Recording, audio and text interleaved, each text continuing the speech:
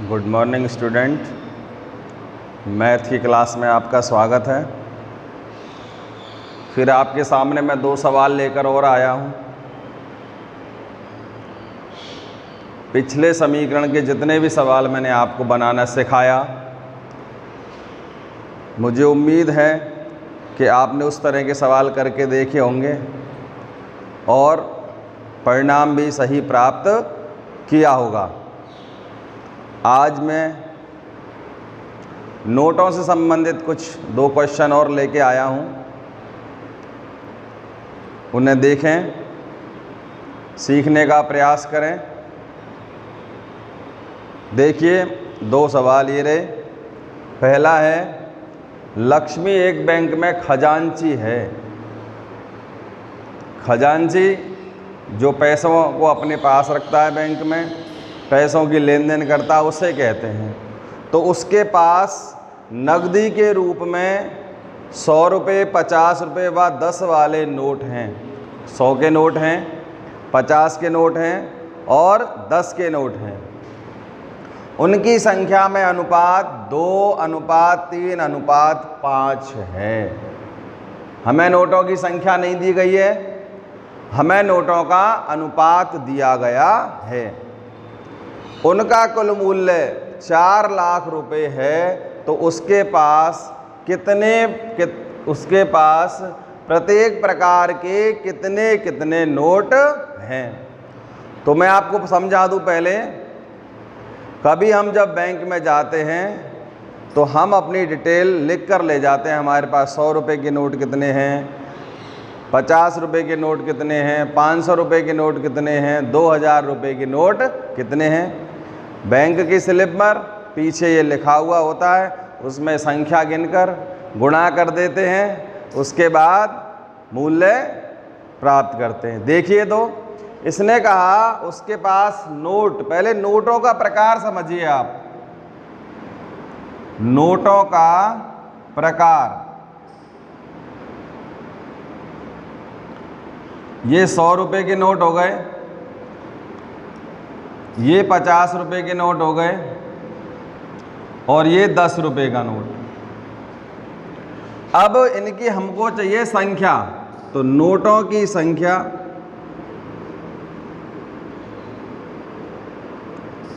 अब नोटों की संख्या हमें दी नहीं गई है, अनुपात के रूप में दी गई है 2:3:5। फिर क्या करें, इन अनुपात को मैंने कल भी समझाया था, x लगाकर संख्या के रूप में बदल दो, तो ये हो जाएगा, पहला 100 के नोट का अनुपात है, फिर 50 का और फिर 10 का। तो ये हो गया 2x, 3x और 5x। इस तरह आपके पास नोटों का प्रकार आ गया और नोटों की संख्या भी आ गई। अब बस आपको नोटों का मूल्य निकालना है। x के रूप में आएगा नोटों का मूल्य। x के रूप में क्यों आएगा? अभी आपने देखा कि आपने नोटों की संख्या x के रूप में लिखी, तो नोटों का मूल्य भी हमारा x के रूप में आएगा। 100 का गुणा 2x से करेंगे तो 200x हो जाएगा। 50 का गुणा 3x से करेंगे तो 150x हो जाएगा। और इसी तरह 10 के नोट का गुणा यदि 5x से करें तो 50x हो जाएगा। हमारे पास नोटों का मूल्य आ गया 200x, 150x और 50x। ये सब मिलाकर, ये मूल्य मिलाकर हमारे 4 लाख रुपए के बराबर है। तो हम प्रश्न के अनुसार हल करें, तो प्रश्न अनुसार लिखें, प्रश्नानुसार 200x plus 150x plus 50x, ये सारे नोटों का मूल्य कितने के बराबर है? 4 लाख। बस अब क्या, आपका समीकरण आपके पास आ गया।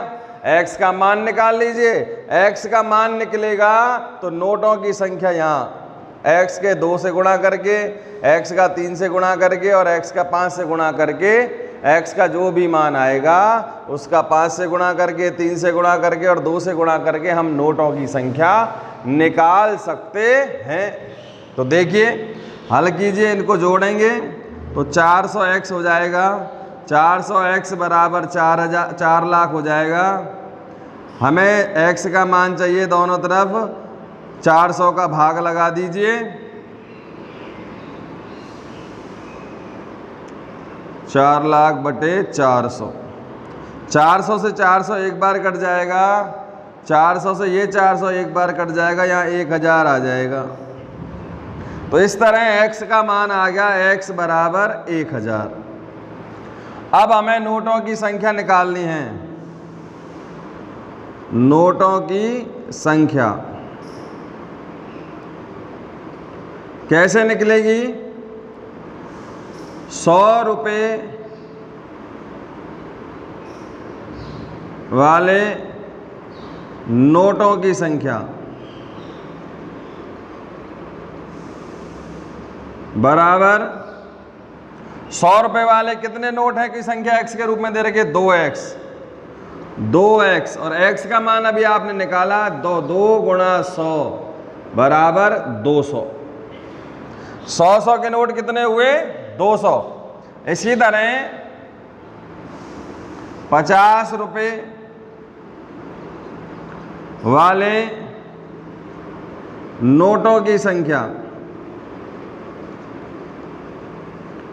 बराबर 3x, तो 3 गुणा 100, वो सॉरी 1000 आया था तो 2 वाले हो जाएंगे 2000 नोट, वो 100 वाले हो जाएंगे 2000 नोट, और 3x 3 गुणा 1000 बराबर 3000 नोट। इसी तरह 10 रुपये वाले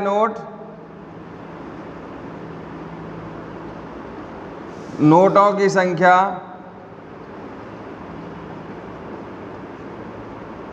बराबर 5x, तो 5 गुणा 1000 बराबर 5000। इस तरह आपके पास नोटों की संख्या आ गई। 100 के नोटों की संख्या थी आपके पास 2000, 50 के नोटों की संख्या 3000 और 10 के नोटों की संख्या 5000। हाँ, अगर हमें उत्तर की जांच करनी हो तो 100 के नोट कितने हैं? 2000, तो 100 में 2000 का गुणा कर दो, तो ये हो गया आपका 2 लाख। ऐसे ही 50 के नोट कितने हैं आपके पास? 3000, 3000 गुणा 50 कर दो, ये हो जाएगा 1.5 लाख। इसी तरह ही 10 के नोट कितने हैं आपके पास? 5000, 5 का गुणा 10 में कर दोगे तो 50,000 हो जाएगा, और इन सब का टोटल करोगे तो आपका पास आ जाएगा 4 लाख।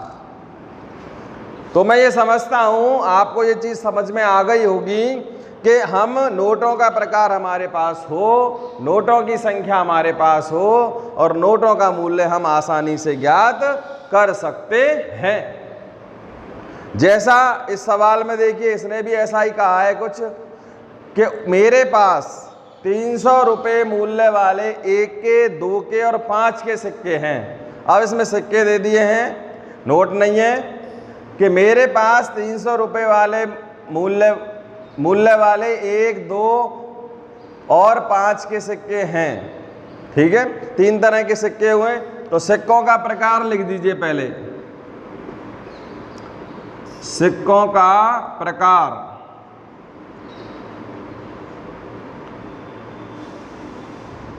₹5 वाला, ₹2 वाला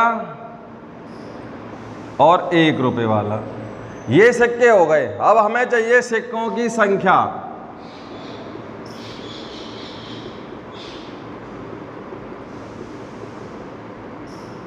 तो देखिए दोबारा हम पढ़ें, मेरे पास 300 रुपये मूल्य वाले 1, 2 और 5 के सिक्के हैं। 2 वाले सिक्कों की संख्या 5 वाले सिक्कों से तिगुनी है। सिक्कों की कुल संख्या 160 है। प्रत्येक प्रकार के कितने कितने सिक्के हैं? तो आप दोबारा पढ़ें इस सवाल को कि टोटल 5 के, 2 के और 1 के सिक्के कितने हैं? 160, जिसमें 2 वाले सिक्कों की संख्या 5 वाले सिक्कों की संख्या से 3 गुनी है। इसमें अनुपात नहीं दिया, लेकिन भाषा के रूप में लाइन दी गई है कि 2 वाले सिक्के 5 वाले सिक्कों से 3 गुने हैं। यहां मान लें, माना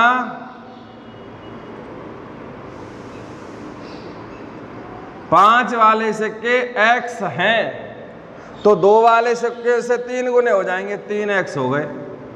क्यों हो गए 3x? फिर दोबारा इसी लाइन को पढ़ें। 2 वाले सिक्कों की संख्या 5 वाले सिक्कों से 3 गुनी है, इसलिए हमने x वाले सिक्के 5 वाले सिक्के मान लिए x, तो 2 वाले सिक्के हो जाएंगे 3x।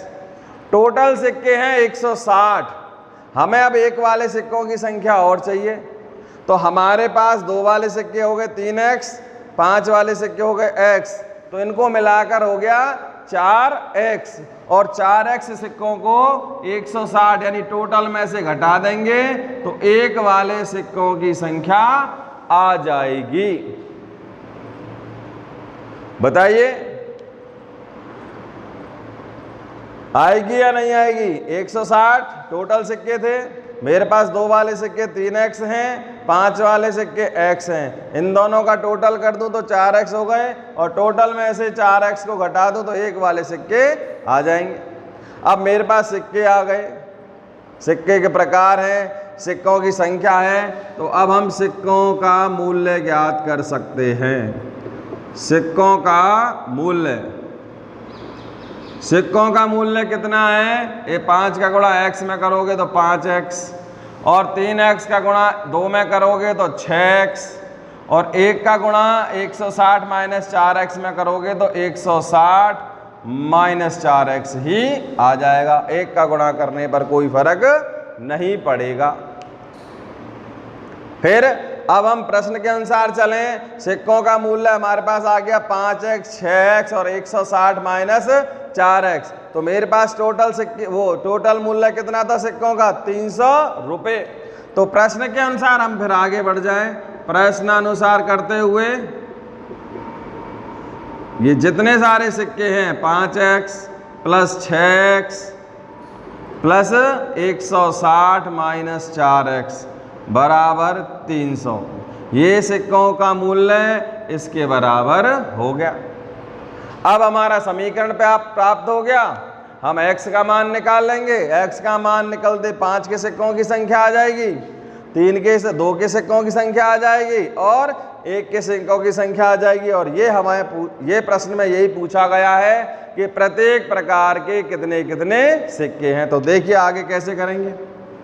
5x plus 6x plus 160 minus 4x बराबर 300। समान पदों को जोड़ो और घटाओ। कैसे जोड़ेंगे? ये प्लस का है और ये प्लस का है, तो 5 और से 11 तो ये हो गए। 11 में से 4 घटेगा, ये भी x का पद है, ये भी x का पद है और ये भी x का पद है। ये दोनों प्लस के, ये जोड़ दिए जाएंगे। जोड़ने के बाद इसमें से इसे घटा दीजिए तो ये आ जाएगा 7x प्लस 160 बराबर 300। 7x बराबर 300 माइनस 160। 160 का हमने पक्षांतरण कर दिया और पहले भी बता चुका हूं, जिसका भी हमें पक्षांतरण करना है उसे चिन्ह बदलकर लिख देते हैं।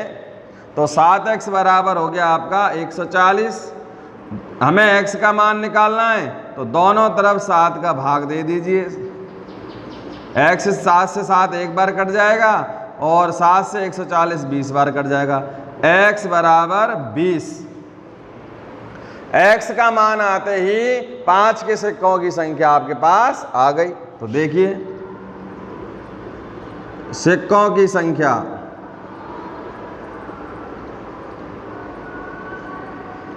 5 के सिक्कों की संख्या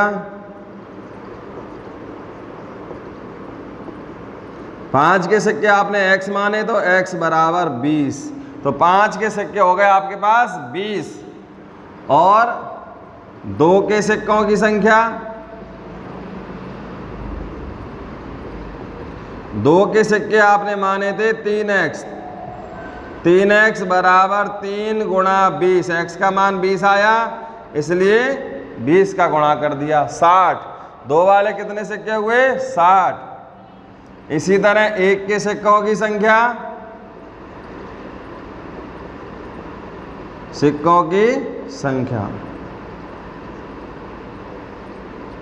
ये हो गया आपका 160 माइनस 4x। तो 160 माइनस 4 गुणा 20। पहले हम गुणा हल करेंगे। 160 माइनस 80, 160, 1 के सिक्कों की संख्या आ गई 80। इस तरह आपने देखा कि आपके पास 5 के सिक्कों की संख्या 20 आई, 2 के सिक्कों की संख्या 60 आई और 1 के सिक्कों की संख्या आई 80। अगर हमें अपने उत्तर की जांच करनी हो तो 5 के सिक्के 20 हैं, उसका गुणा करके निकालेंगे मूल्य तो 100, और 2 के सिक्कों की संख्या 60 है, इसका मूल्य निकालेंगे, 2 के सिक्के 60 हैं तो ये हो गए 120। 1 के सिक्के अपने 80 हैं तो इसका मूल्य निकालेंगे तो 80, और ये हो गया टोटल 300। इस तरह हमारे पास 5 के सिक्के 20, 2 के सिक्के 60 और 1 के सिक्के 80 आ गए। मैं ये समझता हूँ ये दोनों सवाल अच्छे से समझ में आ गए होंगे और इसी प्रकार के सवालों का आप अभ्यास करेंगे, आपको कोई परेशानी नहीं आएगी। अगर मेरा वीडियो आपको पसंद आ रहा है तो लाइक करें, शेयर करें, सब्सक्राइब करें, और यदि मुझसे कुछ पूछना है तो कमेंट बॉक्स में जाकर अपना कमेंट लिखें। Thank you.